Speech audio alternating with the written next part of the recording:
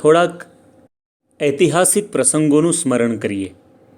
સંવત 1858ની સાલ ગોંડલ નજીક આવેલું જેતલપુર ગામ, જેની અંદર ગુરુ રામાનંદ સ્વામીએ પોતાના 21 વર્ષીય શિષ્ય એવા સહજાનંદ સ્વામી મહારાજને સ્વામિનારાયણ સંપ્રદાયની ધર્મધુરા સોંપી અને કંઈક માંગવા માટે કહ્યું. એ વખતે સહજાનંદ સ્વામી મહારાજ બોલેલા કે હે ગુરુદેવ, મને 2 વરદાન આપો. પહેલું, આપના ભક્તના ભાગ્યમાં વીછી કરડવાનું દુઃખ લખ્યું હોય તો મને રૂવાણે રૂવાણે કરોડ વીછી કરડ્યાનું દુઃખ થાય, પણ તમારા ભક્તને દુઃખ ન થાય. અને બીજું, આપના ભક્તના ભાગ્યમાં ભીખ માંગવાનું લખ્યું હોય તો એ ભિક્ષાપાત્ર મને મળે, પણ તમારા ભક્ત અન્ન વસ્ત્રે દુઃખી ન થાય. ઇતિહાસમાં અજોડ એવી આ માંગણી કરુણાનું પ્રતીક છે. બીજા સુખી થાય એના માટે હું દુઃખ વેઠવા તૈયાર છું, આવી ભાવના આની અંદર રહેલી છે. સર્વે મનુષ્યો આલોક અને પરલોકમાં સુખી થાય એવી ભાવના ધરાવતા રામાનુજાચાર્યનો પ્રસંગ પણ જાણવા જેવો છે. તેઓના ગુરુ ગોષ્ઠીપૂર્ણ સ્વામીએ તેઓને દીક્ષા મંત્ર આપ્યો અને કહ્યું કે આ મંત્રનો એવો અલૌકિક મહિમા છે કે જે એનું શ્રવણ કે ઉચ્ચારણ કરે તે આલોક પરલોકમાં સુખી થઈ જાય. પરંતુ આ મંત્ર હું તમને આપું છું તે તમે ગુપ્ત રાખજો. જો તમે આ મંત્રને ગુપ્ત નહીં રાખો તો તમે નરકમાં જશો. બીજા દિવસે સવારના પહોરની અંદર ગુરુ ગોષ્ઠીપૂર્ણ સ્વામીએ હૃદયને ધ્રાસકો પડે એવું દૃશ્ય નિહાળ્યું કે રામાનુજાચાર્ય મંદિરના ઉપર ગોપુરમ ઉપર ઊભા રહીને આ મંત્રનું ઉચ્ચારણ કરી રહ્યા છે અને અનેક મનુષ્યો એ મંત્રનું શ્રવણ કરી અને સાથે બોલી રહ્યા છે.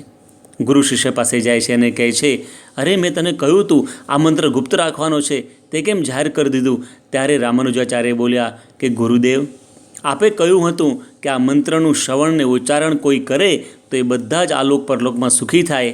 આ બધા સુખી થતા હોય તો હું નરકમાં જવા તૈયાર છું. અને આ સાંભળી ગુરુ પોતાના શિષ્યને નમી પડ્યા. પરોપકારની ભાવનાથી જીવન જીવતા આવા જ એક સંત હતા, સંત એકનાથ, જેઓ પોતે એક દિવસ પોતાના ગામના સંઘ સાથે યાત્રાએ નીકળ્યા હતા.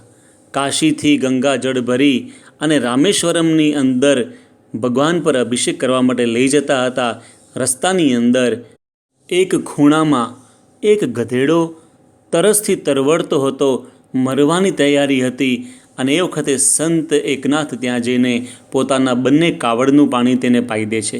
લોકો કહે છે, અરે અરે અરે, આ તમે શું કર્યું? હવે તમે ભગવાન ઉપર શું ચડાવશો? ત્યારે સંત એકનાથ બોલ્યા કે મારું પાણી પહોંચી ગયું. અને ખરેખર જ્યારે સંઘના મનુષ્યો ત્યાં ગયા ત્યારે ભગવાને પ્રતીતિ કરાવી કે સંત એકનાથનું પાણી મારા સુધી પહોંચી ગયું છે. તુલસીદાસજી લખે છે, પરહિત સરિસ ધર્મ નહીં ભાઈ, અન્યનું ભલું કરવું એના કરતાં બીજો કોઈ મોટો ધર્મ નથી. એટલા માટે પ્રમુખ સ્વામી મહારાજ કહેતા, બીજાના ભલામાં આપણું ભલું છે, બીજાના સુખમાં આપણું સુખ છે. અને ખરેખર અત્યારે આપણું ભલું કરવા માટે, આપણને સુખી કરવા માટે અનેક ડૉક્ટર્સ, અનેક નર્સિસ અને મેડિકલ તેમજ પેરામેડિકલના કર્મચારીઓ જાનના જોખમે દર્દીઓની સારવાર કરી રહ્યા છે. આજે આપણને સુરક્ષિત રાખવા માટે પોતાના કુટુંબ પરિવારથી દૂર રહીને પોલીસ કર્મીઓ પણ તાપની અંદર 16 કલાક સુધી કાર્ય કરી રહ્યા છે. અનેક ધાર્મિક સંસ્થાઓ પણ ગરીબો સુધી ભોજન પહોંચાડી રહી છે.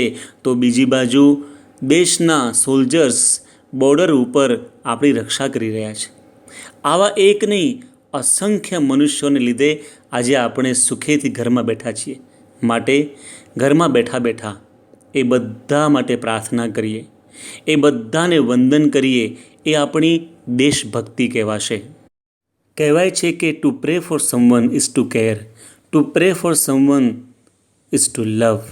કોકના માટે પ્રાર્થના કરવી એ એની સંભાળ લીધી કહેવાય. કોકના માટે પ્રાર્થના કરવી એ એના પ્રત્યે પ્રેમની અભિવ્યક્તિ કહેવાય. માટે આપણે સૌ પણ રોજ થોડોક સમય કાઢીને આ બધા doctors, nurses, hospital staff, police કર્મચારીઓ, લશ્કરના યુવાનો પ્રત્યેક માટે આપણે હૃદયપૂર્વક પ્રાર્થના કરતા રહીએ, મનોમન તેઓને વંદન કરતા રહીએ. એ જ સંદેશ સાથે સમગ્ર વિશ્વમાંથી કોરોના વાયરસ દૂર થાય, આપના તેમજ આપના પરિવારના સભ્યોનું સ્વાસ્થ્ય સારું રહે એ જ પ્રાર્થના સહ જય સ્વામિનારાયણ, જય હિન્દ, ઇન્ડિયા શેલ